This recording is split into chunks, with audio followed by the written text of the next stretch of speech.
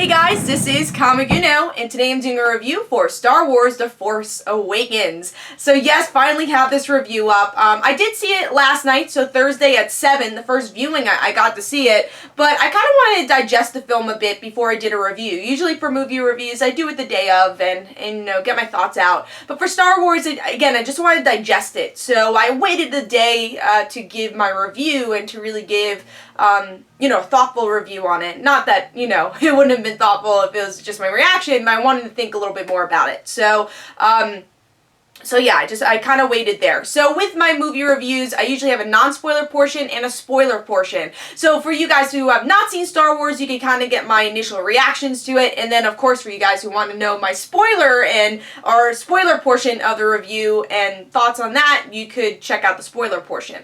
So let's do the non-spoiler portion.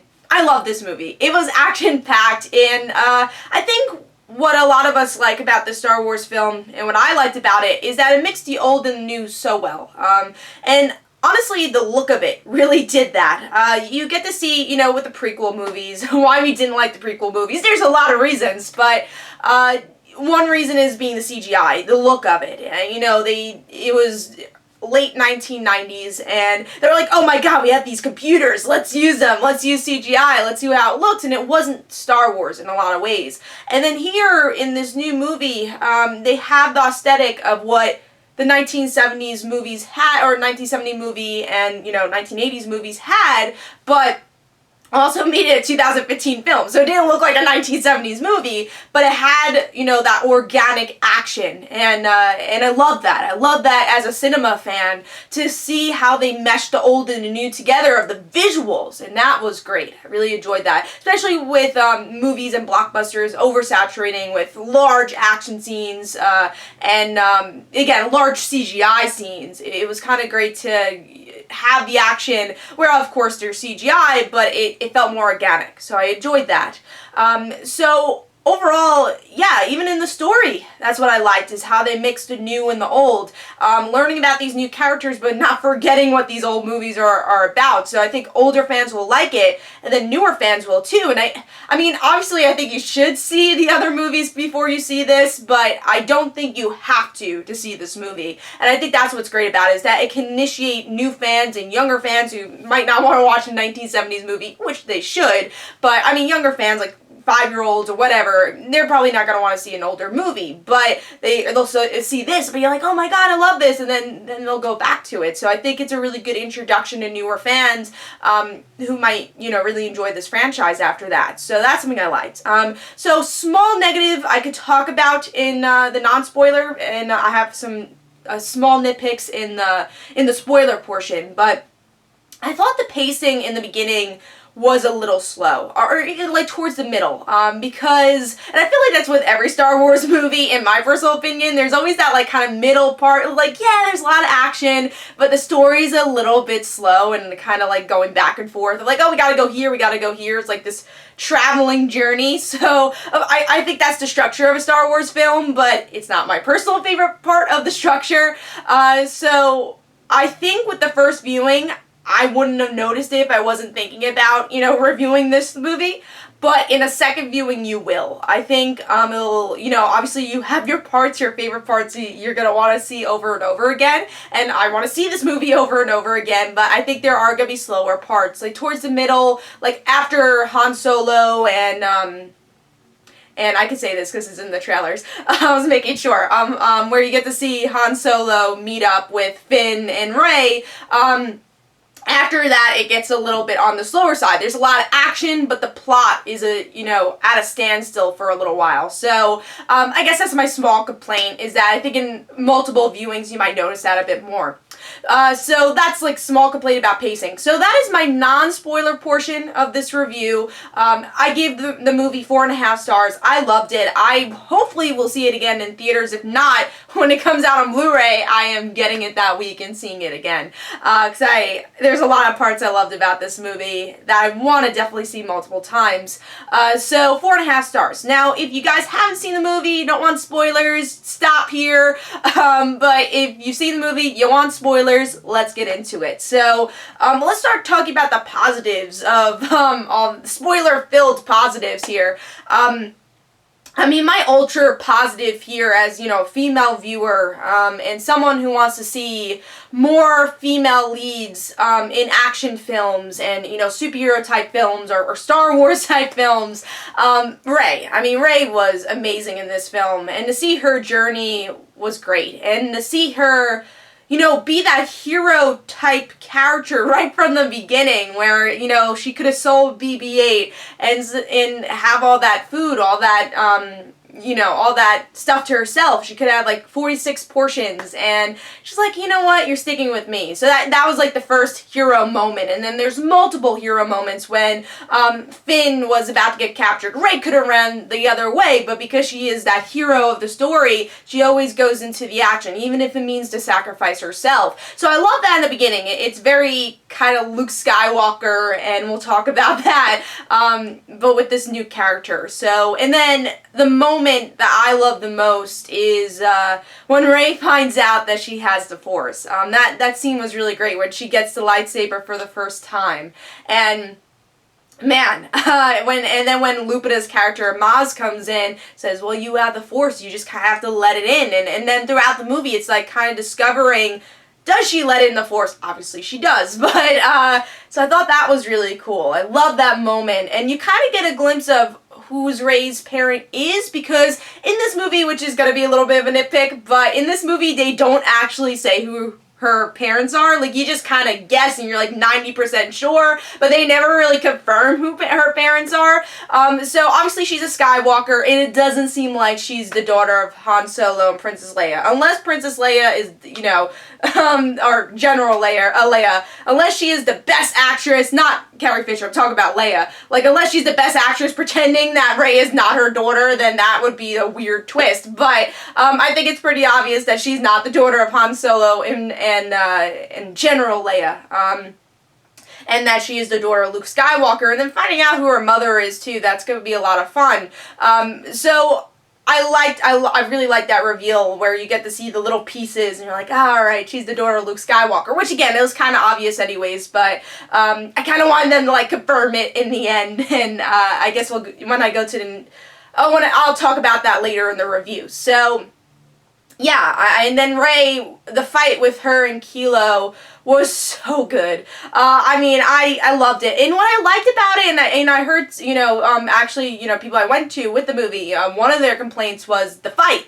In the end, it's like, oh, they were just kind of standing there for a little while. And I was like, because they're both kind of untrained. Like, I know Kylo Ren's obviously a little bit more trained than Rey, but he's not fully trained, and I think in the next movie we'll see him more fully trained, and that goes for Rey too. Like, she knows how to survive, but she's not trained, and I think that was kind of the fun thing about that fight, is that they both were kind of, you know, not trained to the fullest, and Rey not being trained at all, just being very strong in the Force. I thought that was a really fun fight scene that was kind of fumbling around and rolling around and, you know, not being perfect in the lightsaber fight, which I think you kind of need in this episode, because in the next episodes you're going to see them be more trained as Jedi, or a Jedi and a Sith. So I love that fight. I thought that was great, and then the way she used her Force was great for Rey. I just loved it. I loved her. I really liked the chemistry between her. I mean, it's obviously villain-hero chemistry, but I really liked chemistry between her and Kilo. You feel that pressure. And then they're also family. So that's always cool too, and it stays true to the Star Wars legacy there. So love that moment.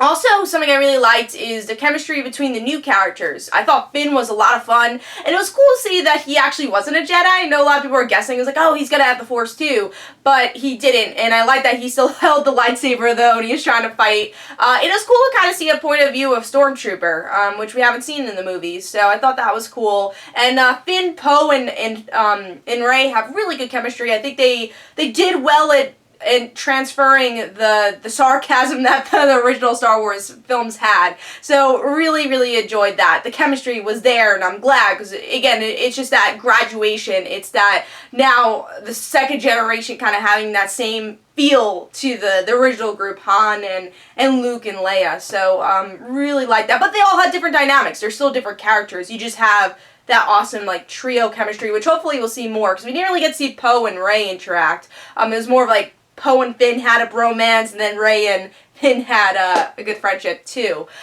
So let's start talking about Kilo and Han Solo. I thought Kilo was a really good villain, and my personal opinion, one of my favorite villains for Star Wars. I mean, obviously it's going to be hard to be better than Darth Vader, but I think he was a really good person to have after Darth Vader. I liked how they revealed the relationship of who he is in this movie. I'm glad we didn't have to wait. That he's Ben Solo. Love that his name is Ben. I thought that was a good touch. And that he's the son of Han Solo and Princess Leia / General Leia. So what I liked about his character, though, was honestly his temper tantrums. I thought it was interesting that, yeah, he's this kind of big villain, but he's still really childish in a lot of ways. And you saw that through his temper tantrums throughout the movie.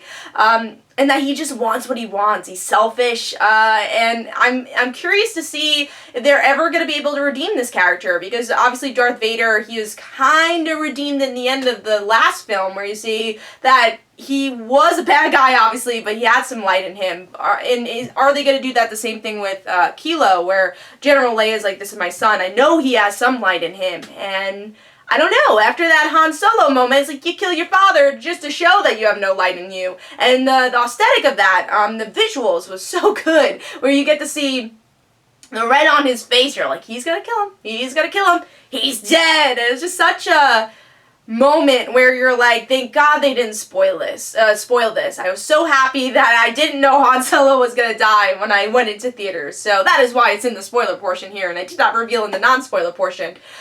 So yeah, with Han Solo, I was very happy with his death. And it's so weird to say that. It's not like, yes, Han Solo's dead. I just thought they did it in such a good way, and I thought I respected the character. He was in the movie a lot, and I think now we knew why he was in the movie so much, and obviously it projects or moves forward Kilo's story to show how much of a villain he is, but the way he died, I thought, again, was honorable to the character. He was trying to be a good father, and it didn't quite work out for him. So we'll see where the relationship between Kilo and his mother goes in the next movie. But yeah, I thought Kylo Ren was a great villain.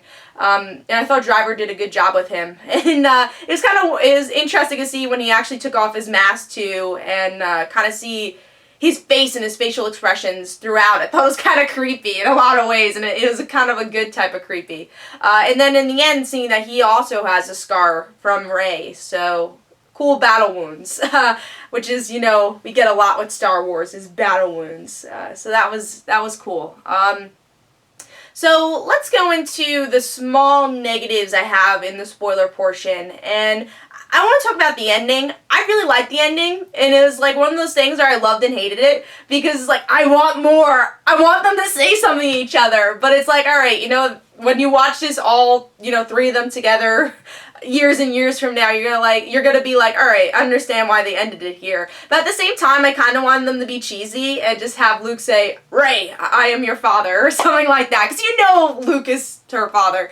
But it was kind of cool to see them face to face, and what I liked about what they did with Luke is, like, I kind of like that he was this ominous person in the film, that he wasn't really in it, but he was in it because he was mentioned so much in it, and that he might have not have been a good father. He was this hero of your story. He didn't have a father. You would think when he has a daughter, he would try to be the best father he is, but because of things that happened with Kilo, with Ben at that time, and with everything else of being, a Jedi Master, it was interesting that he might have left Rey, and we don't really know why. And you get those little that flashback in when Rey gets the Force, but I'm really curious to see in the next film, hopefully, when they reveal like why Luke did these things.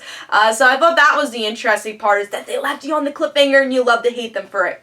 All right, so the last thing I kind of want to talk about is the big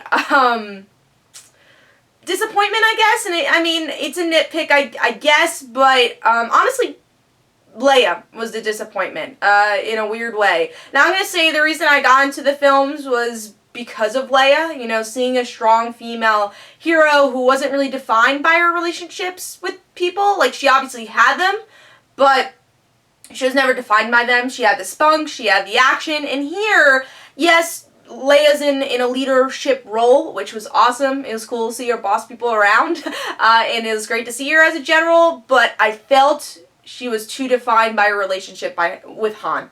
And I know that is more to increase Han's story with him dying in the end, but for me personally, I wanted to learn a little bit about her force in this movie, and maybe we will in future movies. I think we definitely will, because we're going to have to see her relationship with Kilo in the future.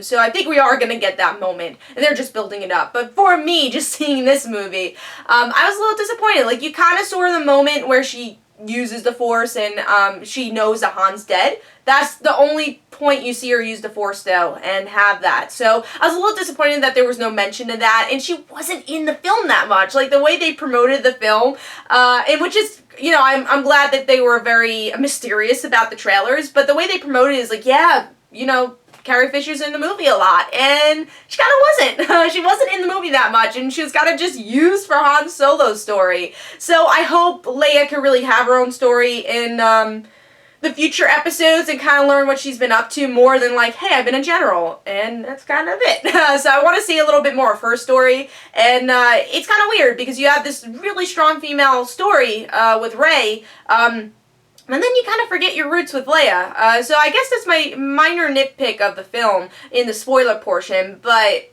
yeah, honestly, I love this film, and I loved Rey's character, I loved everyone's character, I loved BB-8, he was so cute, and overall, it was an amazing film. Besides those little nitpicks, that's the reason I didn't get to 5 stars, I did give it 4.5, but, I mean, it's the best movie I saw this year, and the best movie I've seen in a really long time, and definitely go see it if you haven't. I want to see it again in theaters, hopefully I can, and that's my review. Let me know in the comments below what you thought about the film. Was it everything you wished for? Did you have small nitpicks to the film, or did you love it fully? Let me know in the comments below. Hopefully you enjoyed this kind of lengthier review, but this is Comic Uno. Don't forget to follow me on Twitter. Don't forget to like my Facebook page. Also, description below, there's links from my comic book, Like Father, Like Daughter, and don't forget to like the Facebook page of Like Father, Like Daughter. I'll see you guys later.